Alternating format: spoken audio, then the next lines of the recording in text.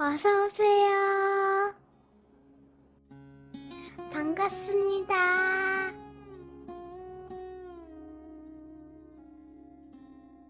안녕하세요. 결혼한 지 10년이 넘은 40대 자영업자입니다. 제 상황을 좀 더 설명하자면 직장 생활을 20년 정도 다니다가 최근에 자영업을 시작하게 되었습니다. 그리고 10살이나 어린 아내가 있습니다. 회사를 그만두면서 제 고향으로 내려와 과일 장사를 하기 시작했습니다. 처가도 학교도 사회생활도 전부 서울에서 했던 아내에게는 힘든 결정이었습니다. 그렇게 믿고 제 결정을 응원해준 아내에게 너무 고마웠습니다. 처음 하는 장사는 정말 쉽지 않았습니다. 게다가 과일이라는 것이 싸다고 물량을 너무 많이 받으면 버리는 것이 일이었고, 적게 받아서 단가가 올라가면 다른 곳보다 비싸다며 고객들의 불만이 생겼습니다. 또한 좋고 일정한 과일을 공급받는 것도 쉽지 않았습니다. 몇 달이 지나면서 나름의 시행착오를 겪으며 노하우를 쌓아가고 있었습니다. 어느 정도 적응이 되면서부터 직장 생활과 다르게 정해진 시간에 퇴근도 가능해졌습니다. 그렇게 시간의 여유, 경제의 여유가 생기기 시작했습니다. 서울에서 회사 다닐 때는 야근에 회식에 맨날 늦게 들어오고 주말에는 잠자기 바빴습니다.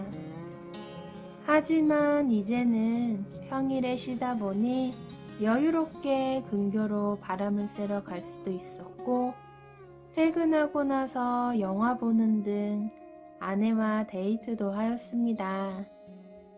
그리고 가끔은 고향 친구들과 마음 편히 만날 수 있다는 것이 좋았습니다. 그렇게 바뀐 삶에 적응하고 만족해하면서 살아가고 있다고 착각하고 있었습니다. 하지만 아내는 그렇지 않았던 것 같습니다. 전업주부로 지내다가 제 고향으로 내려와 과일 장사를 같이 하다 보니 손도 몸도 피부도 상하고, 모르는 사람을 상대하며 몇백 원 때문에 실랑이를 해야 하는 것이 너무 힘들었나 봅니다. 또한 SNS에서 보는 아직 싱글 친구들의 모습을 보면서 부러웠던 것 같습니다. 게다가 여기엔 아는 지인도 없고 제 친구들 와이프랑 어울리기엔 제 아내와 나이차가 컸습니다. 원하는 취미생활을 만들어주고 싶어서 같이 찾아보고 노력도 했지만 쉽지 않았습니다. 그래서 찾는 방법이 한 달에 한 번 2박 3일 처갓집 가서 놀다 오는 것이었습니다. 한동안은 같이 올라갔지만 과일 장사가 특별한 이유 없이 2박 3일 쉰다는 것이 쉽지 않았습니다. 과일 재고 관리도 문제였고 매출에도 영향을 미쳤습니다. 그래서 결국 아내 혼자만 처갓집으로 놀다 오는 것으로 하였습니다. 처갓집에 있으니 심심했는지 친구들을 만나러 나가곤 했습니다. 신나게 놀라고 용돈도 주었습니다. 아내가 확실히 처갓집을 다녀오기 시작한 후부터는 생기도 돌고 잘 웃었습니다. 혼자만 다녀오는 게 미안하긴 했지만 생업도 무시할 수 없기에 어쩔 수 없었습니다. 그리고 처갓집을 다녀오면 체력적으로 많이 피곤한 것도 사실이었습니다. 그래서 아내 혼자서 다니기 시작했습니다.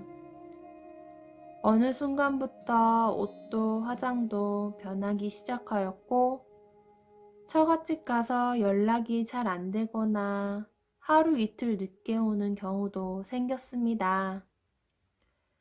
친구들이랑 노느라 몰랐다. 술을 많이 먹어서 잤다. 장모님 도와주느라 며칠 늦게 온다고 하기에 저 때는 진짜 그런 줄 알았습니다. 하지만 이유 없는 짜증은 점점 더 심해졌고 잠자리 거부도 하기 시작했습니다.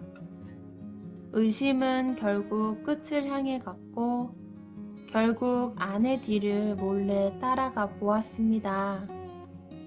도착지는 처갓집이 아니었습니다. 이야기하는 것을 몰래 들어보니 학교 선후배 사이였던 것 같았습니다. 그리고 임신도 해서 어떻게 해야 할지 고민하고 있었습니다. 바람이 난 것만으로도 가슴이 아팠는데 임신했다는 말에 세상이 무너지는 것 같았습니다. 아무 말 없이 몇 장의 사진만 찍어 놓고는 일단 집으로 돌아왔습니다. 세상 멍하게 있다가 술을 마시고 잤습니다.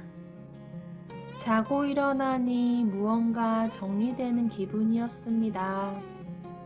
해야 할 일들을 정리하기 시작했습니다. 그리고 변호사를 만나서 상담을 받았습니다. 변호사의 조언을 토대로 차근히 증거를 수집했습니다. 산부인과 진료 관련 영수증, 만나는 사진, 각종 문자와 통화 내역 등등 다 준비했습니다. 완벽히 준비된 날 저녁에 아내에게 솔직하게 사과하면 다 용서해 주겠다고 하였지만 잘못한 거 없다며 말도 안 되는 걸로 사람을 떠보지 말라고 오히려 화를 내었습니다. 알았다고 미안하다고 사과를 한 후 다음날 변호사를 통해서 이혼소송, 상간남 소송을 진행하였습니다. 그리고 저희 부모님이 돌아가시면서 남겨주신 집이 있습니다. 그 집에 현재 처갓집 식구들이 임대에 대한 대가를 지불하지 않은 채로 살고 있습니다. 그 집도 전세를 내놓았고 무단 점거 중이니 집을 비워달라고 내용 증명을 보냈습니다. 또한 지금 살고 있는 집도 제 부모님께서 사주신 집이니 아내 짐도 정리해서 집 밖에 꺼내놓았습니다. 그제서야 아내는 눈치를 챘는지 잘못했다며 용서해달라고 하였고 장모님도 내려오셔서 잘못했다고 하는 것이었습니다. 자기 딸이 바람 피우는 것을 알고 있었지만 잠깐의 방황 후 당연히 돌아갈 거라고 믿었는데 결과가 이렇게 되어버린 것이라고 하였습니다. 이미 임신을 했는데 제 자식이라고 생각하고 받아주고 용서해주면 아내도 장모님도 평생 은혜를 갚으면서 살겠다는 것이었습니다. 이 모든 일들을 시작하기 전에 저는 용서를 구할 기회를 주었지만 그것을 거절하며 오히려 저를 의처증 환자인 것처럼 창피를 주었다고 하였습니다. 절대 용서할 마음도 누군지도 모르는 놈의 자식을 제 자식으로 받아줄 생각도 그릇도 없으니 나가달라고 하였습니다. 그리고 법대로 모든 것을 진행할 테니 큰 피해 보시기 전에 협조해 달라고 하였습니다. 그랬더니 오히려 이제는 저한테 바람의 원인은 저한테 있는 거라면서 자기네들도 가만히 있지 않겠다고 큰 소리를 쳤습니다. 게다가 제 부모님의 유산과 사주신 집도 결국 부부 재산이라며 재산 분할하면 반은 자기네들 거라며 비웃으며 나갔습니다. 하지만 며칠 지난 후에 아내는 온갖 불쌍한 표정을 지면서 가게로 찾아왔고 용서해달라고 하루 종일 무릎을 꿇고 있었습니다. 나가달라고 하였지만 요지부동이었고 결국 경찰을 불러서 끌어냈습니다. 아마 변호사 상담을 받아보니 본인들 생각대로 잘 안 된 것 같아 저렇게 나오는 것 같았습니다. 그날 장문의 문자를 보냈습니다. 앞으로 연락하지 말고 상의할 것이 있으면 제 담당 변호사와 이야기를 하라고 하였습니다. 현재 이혼 소송과 상간남 소송이 진행 중이며 부모님 유산으로 받은 집은 다른 사람들이 전세로 들어와 살고 있습니다. 변호사 말로는 당연히 저희 승소로 다 끝날 거라며 신경 쓰지 말고 지내시다 보면 알아서 다 잘 끝날 거라고 하였습니다.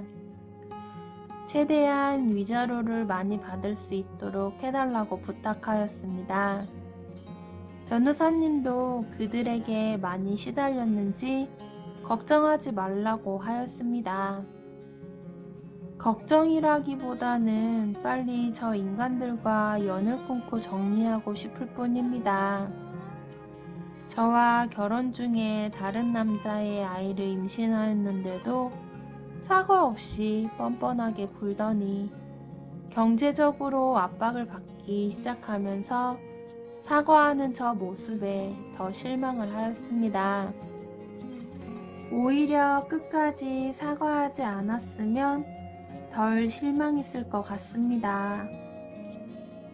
저희 이혼 사연을 끝까지 읽어주셔서 감사합니다. 여러분들도 조심하세요. 구독과 좋아요 꾹꾹 눌러주세요. 꾹꾹. 알림 설정도 꾹꾹 눌러주세요.